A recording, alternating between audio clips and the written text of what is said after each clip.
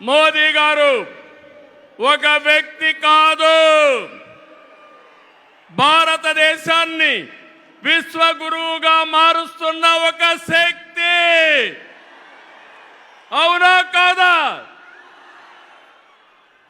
మోదీ అంటే సంక్షేమం, మోదీ అంటే అభివృద్ధి, మోదీ అంటే సంస్కరణ, మోదీ అంటే భవిష్యత్తు, మోదీ అంటే ఆత్మగౌరవం, ఆత్మవిశ్వాసం. ప్రపంచం మెచ్చిన మేటైన నాయకుడు మన నరేంద్ర మోదీ గారు.